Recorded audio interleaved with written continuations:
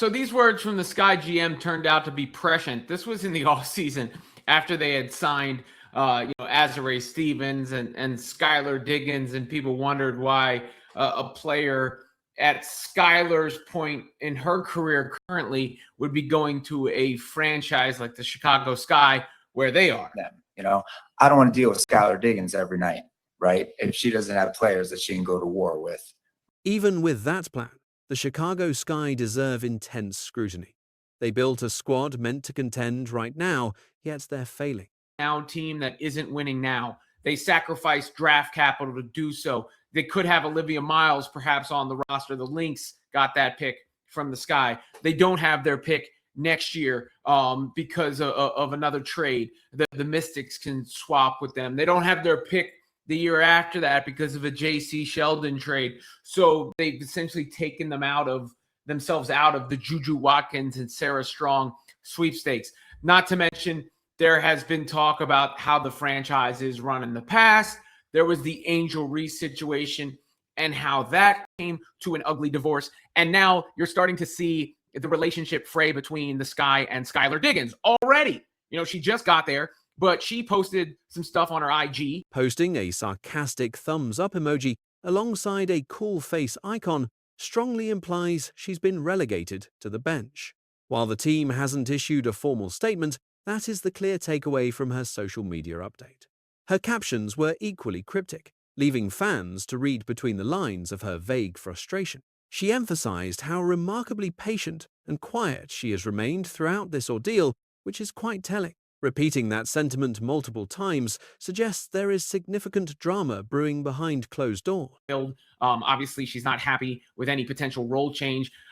Even if the state of the Sky critique is a good one, even if there are things I don't know about behind the scenes, I still think she could have handled this a little bit more professionally rather than running to social media and airing the Sky out there.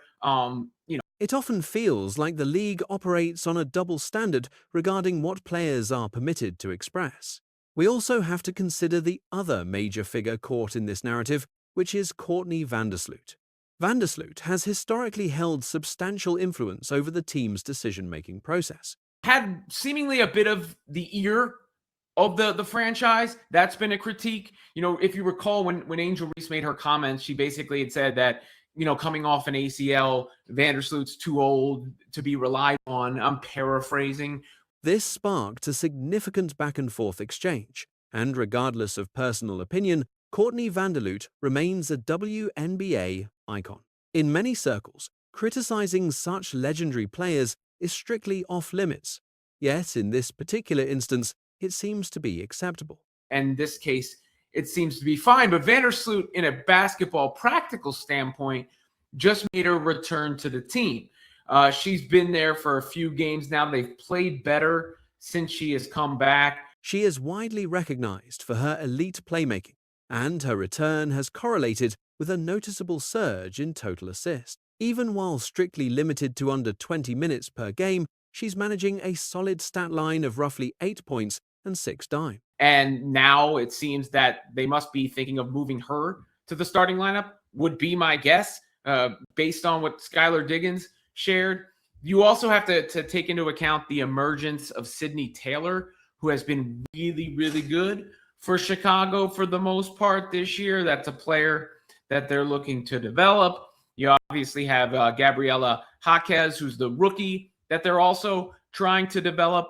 Rickea Jackson is out for the season, unfortunately. I mean, perhaps Natasha Cloud could play into this too. She played 34 minutes the other day. It is difficult to predict exactly how the coaching staff will finalize their rotation strategy moving forward. However, it appears the planned adjustment involves relegating Skylar Diggins to the bench, which has understandably caused tension. There are flaws on this team. I mean, Azare Stevens is a good stretch big, but not a defensive stalwart. Camila Cardoso has been very efficient with her shot in recent games, not the most recent game, but the couple of contests prior to that. But I don't think that's the style of player you're going to build winning basketball around. Relying on interior scoring while struggling to defend against perimeter threats creates a massive imbalance on the court.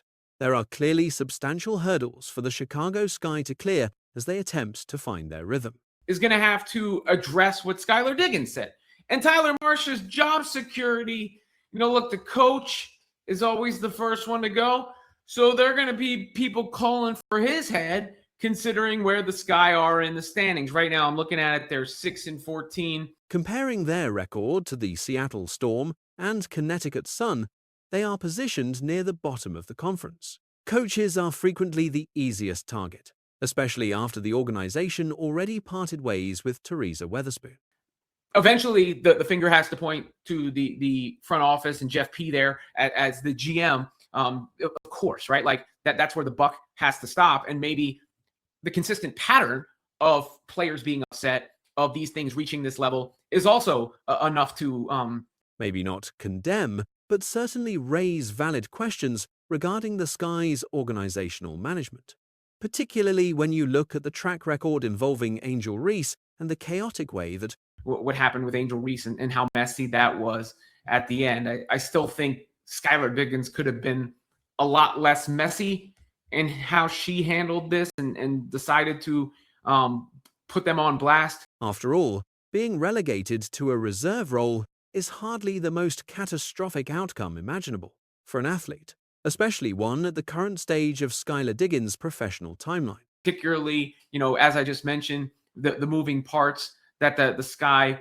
are dealing with, but that has now become the story. Skylar Diggins, I guess it's not that surprising because she's been known to let her frustration boil over, to speak her mind, whatever interpretation.